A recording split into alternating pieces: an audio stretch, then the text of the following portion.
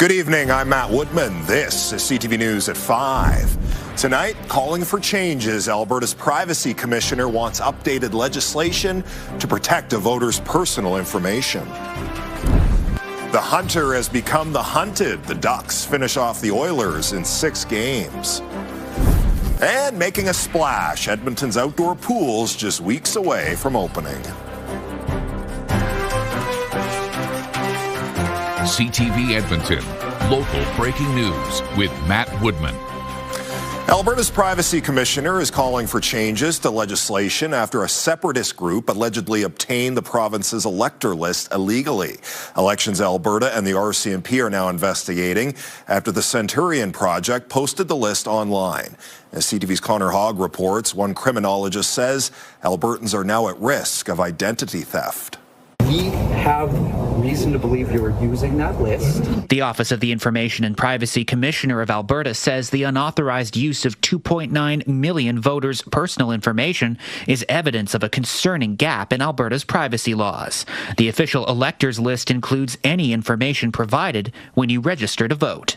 Your name, number, your address. I believe sometimes if people want to make their emails available to Elections Alberta, they can. Evan Menzies with Crestview Strategy spent years working in Alberta politics. He says parties use the lists to help elections run better and faster. It cuts down the resourcing time for parties to be able to contact people and make sure that they know if they've been to that door before. It also helps during advanced voting periods and election day periods for political parties to make sure that they're doing effective outreach with currently registered voters. The electors list is provided in trust to every provincial political party and carries strict compliance rules. Former EPS Inspector Dan Jones says the information included could be used to cause serious harm. The first thing I think of, probably because of my background, is identity theft and the impact that identity theft can have on human beings and people. Documents previously posted on the Centurion Project's website showed participants needed a login in order to access the information. People that are good at this don't need to log in and submit things. They can hack into these things very easily. So it's very likely that somebody has got some of this data, and it's going to be potentially cause harm to people. Jones says the best way to make sure you haven't been victimized is to request a credit report. Alberta's Privacy Commissioner is now calling on the provincial government to change privacy laws to include political parties. Premier Danielle Smith says she's waiting for the results of RCMP and Elections Alberta's investigations before she'll consider possible legislative changes. Connor Hogg, CTV News, Edmonton. Calgary police have charged a man with the murder of his 2 children. Police say he picked them up Wednesday afternoon from their mother's home for a visit, and they never returned. Police say the next morning the man called 911 and said he had killed his children. Police found the 3-year-old girl and 5-year-old boy in an SUV parked near a police station. The 37-year-old man was arrested outside the vehicle and has been charged with first-degree murder. He will appear in court Monday for a bail hearing. The province has confirmed the name of a daycare where an alleged sexual assault happened back in April. The Education and Childcare Minister says the accused was a teaching assistant at Kidstown Daycare in the West End. Last week, Edmonton police charged 21-year-old Coolraj Singh with sexual assault and sexual interference. Police say a parent reported an incident involving their child. Police say Singh worked at 2 daycares but would not release which ones at the time. Singh's certification has been suspended, which prevents him from working in any childcare programs. The minister says parents with children at Kidstown would have been contacted directly. He says childcare licensing has taken steps to ensure safety, and his department is working on creating a more transparent notification system. Edmonton police say a random shooting last month narrowly missed a child. Police say in early April, shots were fired near a schoolyard in the area of 133rd Avenue and Clairview Road. It happened around 4 o'clock in the morning. Police were told one shot entered a bedroom of a home and narrowly missed a sleeping child. Police don't believe the home was targeted. Investigators believe someone fired the shots after meeting someone in a car. They're releasing these images of a suspect and a car. They hope someone will come forward with information. A new pipeline route approved by the United States president still may face challenges from environmental groups. Donald Trump approved a permit for the Bridger pipeline. The route uses parts of the Keystone XL pipeline project that was scrapped in 2021 by Joe Biden over environmental concerns. Bridger would take a different route through mostly private land. It would connect to a northern link owned by Alberta's South Bow Corporation to pump more oil to Americans. Canada is still pressing to expand to other markets. Because with energy insecurity and volatility we have seen in places like Ukraine, and over the last 2 months due to the war in the Middle East, your work creating strategic autonomy for Canada has never been more important. If approved, the goal for the new pipeline is to have it up and running in 3 to 4 years. A new pipeline could take up to 8 years to build. The number of orphan wells in Alberta has reached a new high. The Orphan Well Association has taken over 4,000 wells from Calgary-based Long Run Exploration. The company filed for receivership last year. It's the single largest transfer of wells in history. Some analysts are now calling on the Alberta Energy Regulator to increase its industry levy for cleanup. The AER increased it by 7% for this fiscal year. When the sort of money to clean up orphan wells doesn't match the number of orphan wells, what that means is that those wells are likely going to be sitting unreclaimed, unremediated on people's land for a very long time. It could be decades. Mackenzie says it's an environmental risk and costs taxpayers through compensation for landowners. The AER says it has been preparing for this transfer for more than a year. The Edmonton Oilers' Stanley Cup hopes are over. The Anaheim Ducks defeated the Oilers 5-2 in Game 6, ending their first-round series. CTV's Curtis Goodrum has more on the disappointed fans and players. Edmonton's reign as the Western Conference champions is coming to an end. After 2 previous appearances in the Stanley Cup Finals, the Edmonton Oilers failed to advance out of the first round. An average team with high expectations, you're going to be disappointed. In my opinion, just not good enough. This was the earliest the Oilers have been eliminated from the playoffs since 2021. They close it out on home, won all 3 games at the Honda Center. Head coach Chris Knobloch says injuries held his players back. We've got some guys with some fractures that were playing through things that made it really difficult to play at their best. Well, I think that it'd be surprising if there wasn't burnout for the players, especially a player like Connor McDavid, who went to the Olympics as well. Sports psychologist Sydney Mildenberger says while the loss is devastating for the players, it may provide them with a much-needed break. The whole team gets to just rest, recuperate, have that time. And for the fans, I think it's nice, as much as we want them to be there, it's nice to have a little rest too. Many fans felt the game was over when the Oilers pulled their goalie. No goalkeeper anymore, so when they score, everybody has left the bar. I'm more sad for Connor not getting a cup. I'm more sad for Nugent not getting something. You know, I'm a little sad, but I'm just a guy. I could tell people were injured and they just weren't there. The vibe wasn't there this whole run. Fans hope next season the Oilers will be back contending for a cup. Curtis Goodrum, CTV News, Edmonton. No Stanley Cup for Edmonton, Josh, but someone could be a big winner at the Mighty Millions Lottery show home down in Keswick, and that's where you are tonight. Yeah, someone will become a big winner. And I mean, maybe it's someone that still hasn't purchased a ticket yet. But if you do still have on your list of things to do, buying a ticket in the Mighty Millions Lottery, you need to do it quickly. We've got Megan Wenger with the Stollery Children's Hospital Foundation with us. 2 big numbers to announce, right? The date tonight and then the number of tickets sold already. So we have sold nearly 95% of our tickets. And there's only a few hours left because the deadline is midnight tonight. Okay, so go to MightyMillionsLottery.com. Get your tickets now. Over 95%, almost 95% of them are sold. So there are still just a few left. Also, there's the 50-50, there's the cash calendar. That's right. So we all love a 50-50. Who couldn't use a little extra cash, right? And we're so excited. Our jackpot is over $1.5 million. So one lucky winner is going to get half of that, and the other half is going to come right back and help Stollery kids. Sure. And one lucky winner wins this house, $2.4 million luxury show home out here in Keswick, plus $100,000 cash. Where's the money going for this for anybody that is unfamiliar with the lottery? So the Stollery is the most specialized children's hospital in Western Canada. So when you buy a ticket, yes, you're in to win these incredible prizes. Right. But you already win because you're making a life-changing difference for kids right here in our community. Kids don't choose if they get sick or if they need Stollery care, but you can choose to make a difference and be mighty and buy a ticket. But time is ticking because you only have until midnight tonight. There you go, MightyMillionsLottery.com. Megan, thank you. Your chance to win big by doing something even bigger and supporting the Stollery. It was a beautiful day today. Temperatures not quite as warm as yesterday. We got to 23 for a daytime high yesterday.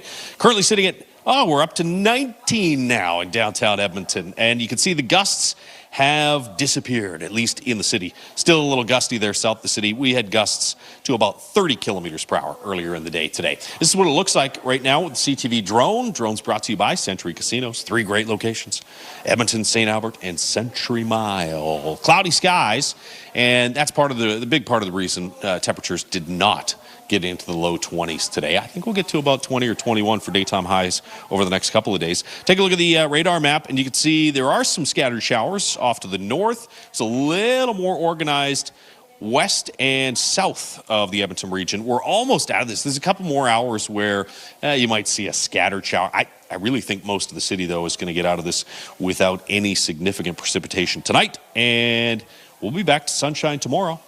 Temperatures around 4 or 5 degrees in the morning and up to 21 tomorrow afternoon. A little breezy, but still warm on Sunday. We'll take a closer look at that in just a few minutes. All right, Josh, thank you. Coming up next on CTV News, pitch problems, why the city is having some trouble getting its soccer fields ready for the season. It's been 10 years since a wildfire so powerful it was nicknamed the Beast ripped through Fort McMurray, forcing more than 80,000 people to evacuate in an afternoon. Homes have been rebuilt and life goes on, but the fire has forever changed this city. I'm Jeremy Thompson, and I'll have more on Fort McMurray a decade after disaster on CTV News. Programming brought to you by James H. Brown Injury Lawyers, the heavy hitters of injury law. You're watching CTV News at 5. Parks Canada is warning hikers conditions in the mountains are still dangerous because of near-record snowpack. In April, Parks Canada says crews had to rescue several hikers. Deep snow stranded one hiker near Bow Summit. 2 helicopter rescues have taken place near Lake Louise. There's also a significant avalanche hazard for Lake Louise Tea House Trails, Mount Rundle, the Corey Pass Loop, and unofficial trails on Sulphur Mountain. Parks Canada says people heading to those areas should have avalanche training and proper equipment. We just want to get the messaging out that it's still winter up high. So above tree line, it's still winter, and there's still avalanche hazard. And we're seeing lots of instances where people are getting up high and they're traversing avalanche slopes.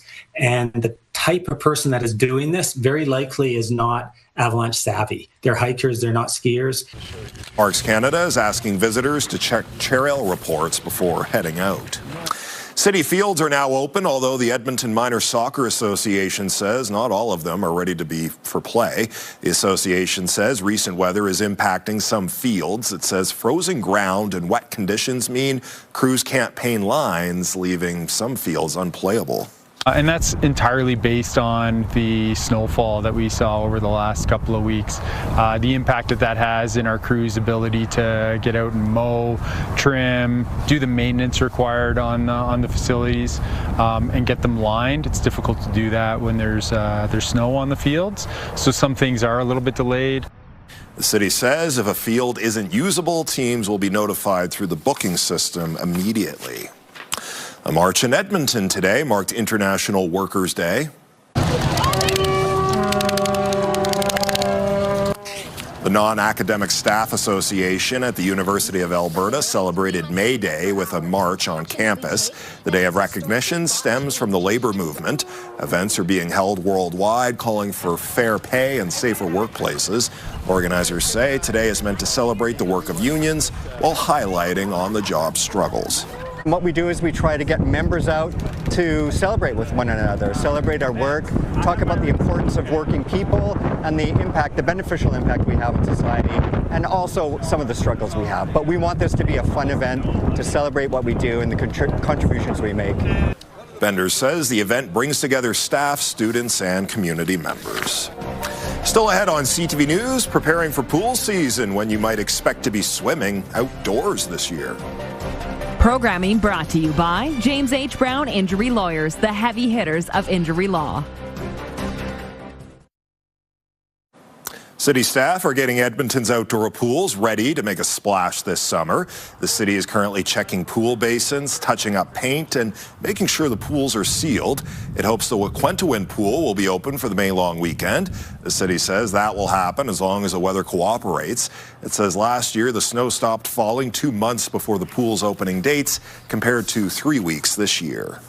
Just a few days ago, the water behind me was still frozen solid. Yesterday, my report was that it looked like a slushy, and today it's liquid. So if the weather continues to cooperate, it makes us moving quickly easier. The city hopes the Mill Creek and Queen Elizabeth pools will open at the end of May. The target date for Fred Broadstock is June 6th, and the Borden Natural Pool is expected to open near the end of June. Well, Josh, what a difference a week makes. Last week I was brushing snow off my car, and here we are talking about the pools opening.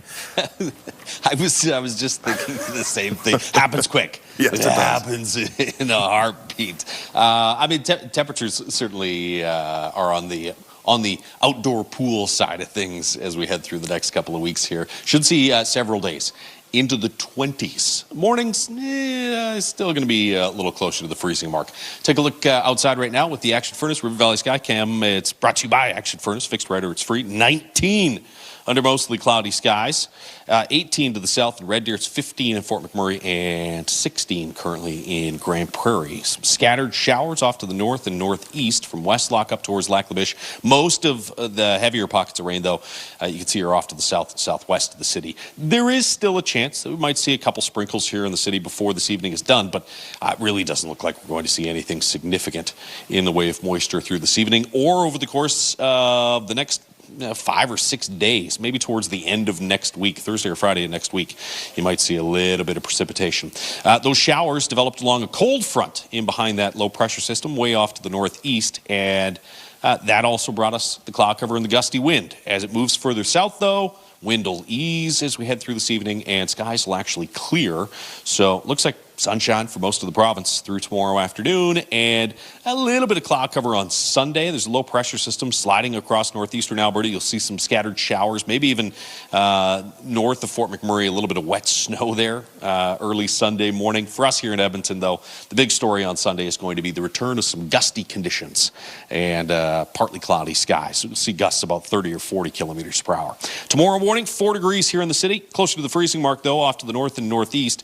Red Deer gets down to about 3 degrees, 21 in Fort McMurray and Vegreville, Grand Prairie at about 22 for a high tomorrow, and Red Deer, a little cloud cover hanging around until about lunchtime and then clearing out in the afternoon, and 21 degrees. So clearing overnight tonight, wind starts to ease by mid this evening, light wind through the day tomorrow. We'll start the day at around 4 or 5 degrees and then up to about 20 or 21 for a daytime high tomorrow afternoon. 20 or 21 again on Sunday. Gusts to around 30 or 40 kilometers per hour. So nice and warm, but a little breezy there to close the weekend. And then a slight drop in temperatures Monday, Tuesday.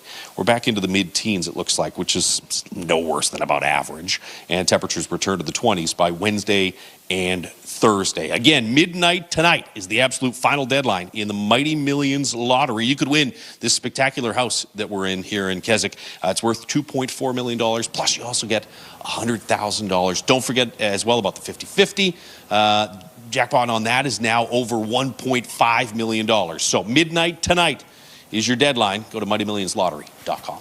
All right, Josh, thank you.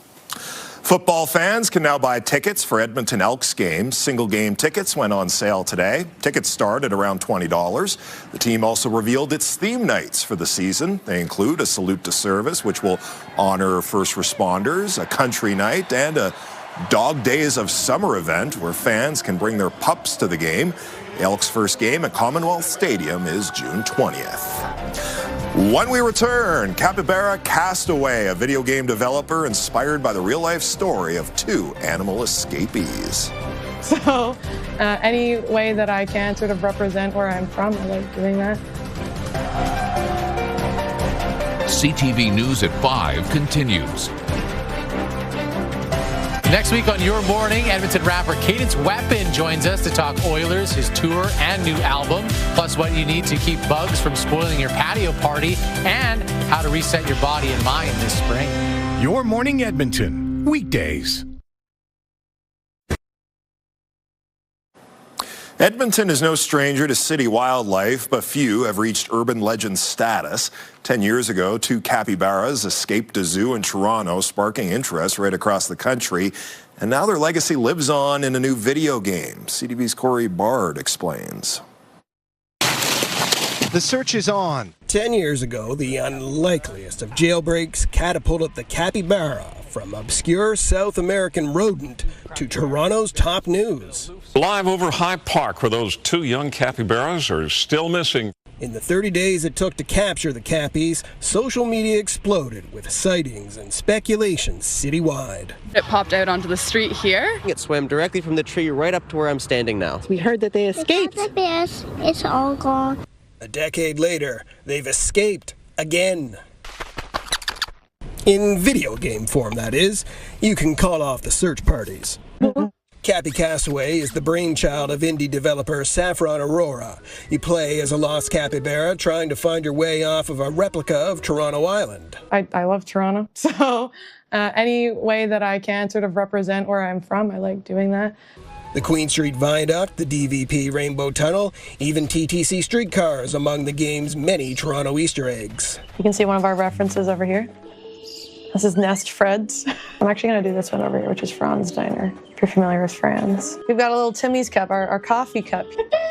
It's a winning cup! Would you look at that? We do have a few, I would say, Toronto animals celebrity references. Conrad the raccoon makes an appearance. Something I would like to add is the IKEA monkey. The video game industry is volatile, so success is hardly guaranteed. But there could be gold in these hills.